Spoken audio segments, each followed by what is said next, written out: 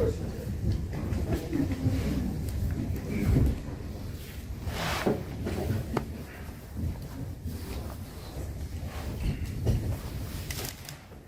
and welcome everyone to the post-game press conference with the two players. I ask that photographers, you get to take photos for 60 seconds. Stay out of the line of the back cameras in the back of the room, please. And otherwise, please be sure to remain seated while you're taking your photos so as to not obstruct the viewers. Also, if you have questions, which we will do after I ask a couple of questions to the players. There are microphones to the sides of the room.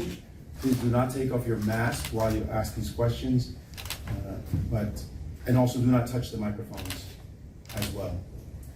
So first question to you, Magnus. The game was a very exciting game, very up and down. I think a lot of fans enjoyed it. At one point, it seemed that you spent a long time before sacrificing an exchange. Did you feel that, what made you feel that you had to do this at this point? Yeah, so I kind of missed his last move there, knight c5.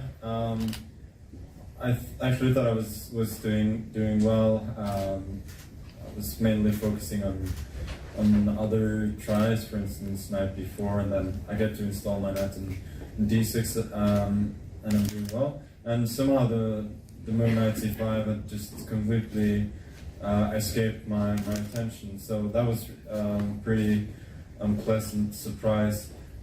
After that, I thought in case I trade, this knight's going to jump back to d3, and I thought my position was just very unpleasant. So it was simply out of necessity, but I did take some solace in the fact that you usually need to work pretty hard to win in such positions as black, and I thought I had at least reasonable low counter chances, but that wasn't intentional.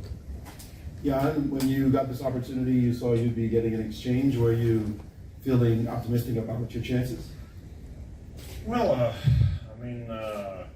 clearly it was obvious that knight a to c5 was missed by Magnus, so I thought like, wow, suddenly getting very nice from black, and probably maybe wanted a little bit too much. So bishop e3 was called for to keep things under control, and then actually after b8 bishop a8, I thought black is nearly winning because, well, actually it's like a couple more moves for me just to start converting material like ba4 and c5. I should give huge credit to Magnus because he just played in a very interesting way. So this bishop e4 was a very nice resource, and actually it started to look really double-edged. So perhaps c3 was a little bit, I don't know, human reaction, yeah, like to make sure I'm not going to get to be mated. And I guess after c3 it was more or less equal, yes, since I have to play g6. I think I also had some idea, I believe instead of ba4, queen g7, and f4, g5, but okay. That's what I have been told, on my way to the press conference.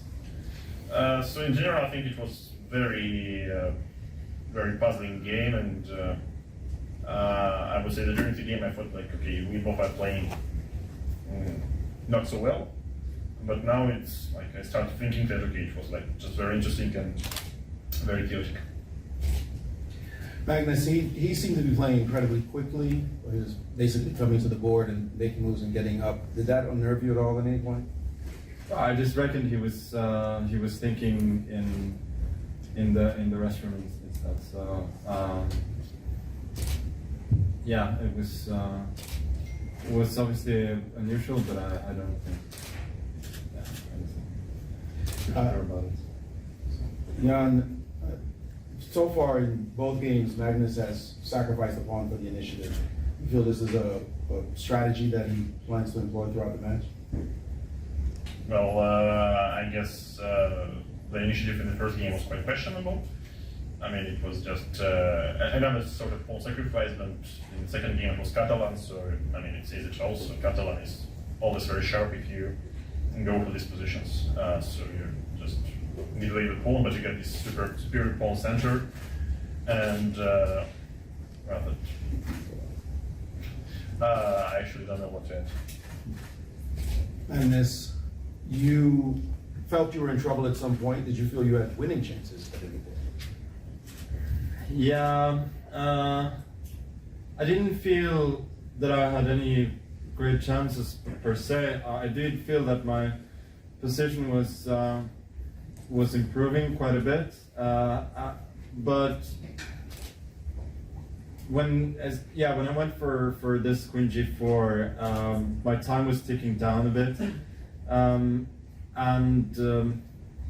I couldn't really see a way to comfortably improve my position, and that's why I decided to basically force a draw there, which was probably the best position I had in the game. I didn't really see the way, and obviously after what had transpired earlier in the game, having a completely safe position was nice. But yeah, obviously if this had been a must-win game, then I might have treated it a bit differently. Jan, you had the black pieces. There was pressure at the beginning. You resolved it. You had some chances. Do you feel comfortable with the way the game went in the end? No, the game was really crazy. So I had no idea what's going on. You know, so it was obvious that in the beginning white is pressing, and you know, the structure f6, e6, c6 with queen on d7 looks. Maybe I mean it works for black, but it looks really ugly. So I still, you know, have very mixed feelings about the game. I think we both had some winning chances, but yeah, it's just quite nice that at some point I managed to take the initiative. But I believe, yeah, in the end. So I you know, this knight surely compensates the rook, but for an exchange, white also has a pawn. So I think this rook takes the 6 was more or less called for. And then I thought, like, all right, maybe queen takes f2, and then lose in a brilliant way. But yeah, instead I decided to go for the draw on game. Magnus, you played 2 games so far against Jan. What kind of opponent is he proving to be in such a short span? If you can estimate. Yeah, it's very hard to say so far, because the games, they haven't been. Well, they've been, in lack of better words, they've been a bit atypical for both of us. So I think we'll see. Jan, 2 games in, World Championship nerves gone, just down to playing now. No, I mean, even before these 2 games, it was. I think the nerves gone once, you know, the first move has been played, so I guess, yeah, I just enjoy playing chess. All right, journalists, the floor is to you. If you may go to the microphones on the sides, ask your questions. There are 2 microphones. Feel free to choose either one, and please. Direct your question at a specific player, please. Even if for both, you can say which one you want to answer first. Okay, well, it's for both, but let's have Magnus answer first, please. I'm Rune from the Chess24 Global podcast, and I was wondering about there's all this secrecy, you know, we're not allowed to know who your seconds are, and it's very, very secret what your thoughts on chess are. And then after the game, it seems that you just hang out and talk about chess for like 7 minutes and tell each other what you think about the game. So how does that work?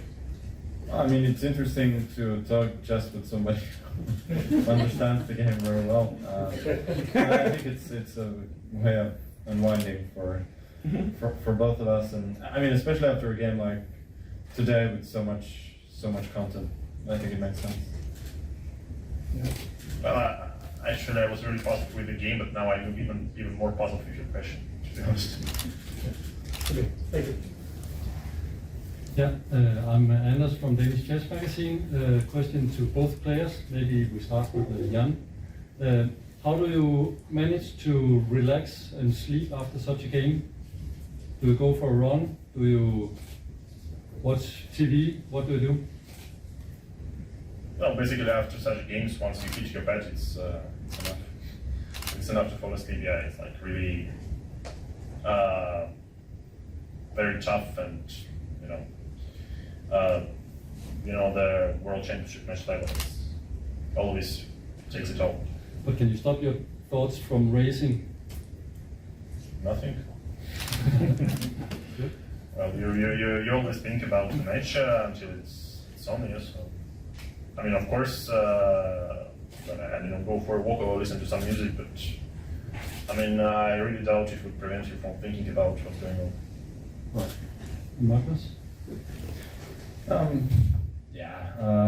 I think you focus on the next game, and I think in this particular case, I think we both had chances, or at least a little bit, and the result was decent enough for both of us. So yeah, we move on, prepare for the next. Thank you. Mike Klein with chess.com. This question is for the champion, Magnus Carlsen. Just a moment ago, you said that the games have been atypical. I'm hoping I can expand upon that. Are you talking about stylistically atypical, or are you not pleased with the quality of play, or some other usage of atypical? No, I would just say that the games are not following any specific pattern, and they're frankly been different from what I've seen before. And I don't think there's not a clear pattern of what anybody's trying to do. It's just a fight. But, we'll see. We'll see eventually if the match will settle down a bit. Ole Kristiansen, VG Norway. Question for Carlsen. As far as I understand from FIDE, this match will continue without any change of colors midway. Is that comfortable for you? Yeah, I think that's reasonable. You can do it one way or the other. As I talked about earlier, I don't think it very much affects the outcome. But yeah, this means that I get white in a possible final game, which is nice, I guess. Hi, I'm Theo Waite for Lichess. I have a question for both of you, but perhaps you can start with Jan. I just wanted to ask what you both think about the time control being used in the match, particularly increments only starting from move 61, not from move 1. Is it convenient and help pace out the game? Are you both happy to play whatever the time control is? Well, actually, so far we didn't experience any increment yet because games were perhaps too short. But on a serious note, I find it particularly weird that it was different time control in different parts of the cycle. So, for example, in the candidates, it was like, as far as I remember, 100 minutes and increment was on. And here, okay, FIDE decided to change time control. So I think it should be the same. But apart of it, yeah, of course, I can't really remember when exactly did I play with this control for the last time. Yeah, so perhaps it was like about 10 years ago or something. Thank you. And Magnus? Yeah, I very much welcome the change that's been made here. I think it's generally better, more exciting to not have increment before the first time control. It places more of an emphasis on time management, and I think that's appropriate. Okay, thank you both. This is Sagar Shah from Chess Days India. My question to Jan is that were you surprised with Magnus's Catalan? and knight e5 in the opening. And to Magnus is, were you surprised with b5 that was played by Jan? Well, 95 is more or less, not the most popular move indeed, but I think it was a very nice idea behind it. So I really had tough time not facing this over the board. Yeah, b5 is one of the lines that a lot of people play now. So it was not surprising, but yeah. What can I say? Obviously, as Jan said, knight e5 was a bit unusual and leads to a lot sharper play than the normal lines. Yes. So this question is from Grandmaster Ishiri, who is commentating the games from. It's not that bad for chess24, and he wants to ask Jan if 23 b takes a4 was considered instead of bishop a8. Indeed, I felt like bishop a8 is quite logical, so I felt like this bishop a4 idea, b takes a4 idea will never go anywhere.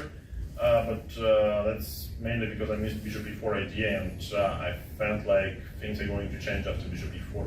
But in fact, maybe I was doing everything all right. But yeah, at least humanly and optically after bishop e4, it's not a question anymore. Like if black just slowly converts the exchange, it becomes really double-edged. So of course I thought about this move, but well. Good, thank you. Mike Flanagan with chess.com. This question is for Jan Nepo. Stepping away from the board, this is a town of opulent wealth. There's a Lamborghini in every corner, 7-star hotel. I'm guessing this is your first private bathroom while playing a tournament. How are you enjoying the treatment of being a world champion challenger? Well, I guess I should probably enjoy it some way, but once you participate and once you play, you enjoy the chess. Mainly the game of chess, and the rest is not as important. We have a couple of questions for the players from the followers on Twitter. First question comes from die_Wales. Question I'll have you answer first. I think we kind of went over this, but maybe more detail. How much sleep do they get in a match of such magnitude? I guess they're asking, do you sleep well? Yeah, it really depends on the game. But so far I'm getting plenty of sleep. Well, you always want to sleep more. So far it's all right, but when you actually play such a tough game, you wanna have as much sleep as possible, and okay, even if you haven't, you still think okay, you gotta have like a few more hours as a bonus. And from Vava Chess, for both of you as well, many top chess players are doing commentary on this World Championship match. 3 names, Anand, Giri, and Caruana. If you were not playing in the match, whose commentary would you enjoy the most? How did you put in? Well, actually, since I have, I did some commentary for the previous match, probably it would be my commentary.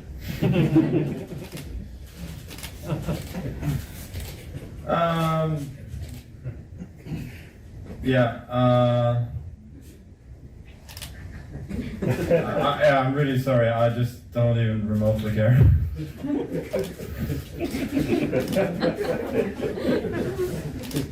That concludes our questions. Thank you, everyone. The game 3 is tomorrow at the Dubai Exhibition Center. It will start at 16:30. Thank you and have a good night. That has to be the quote of the day. Sorry guys, that was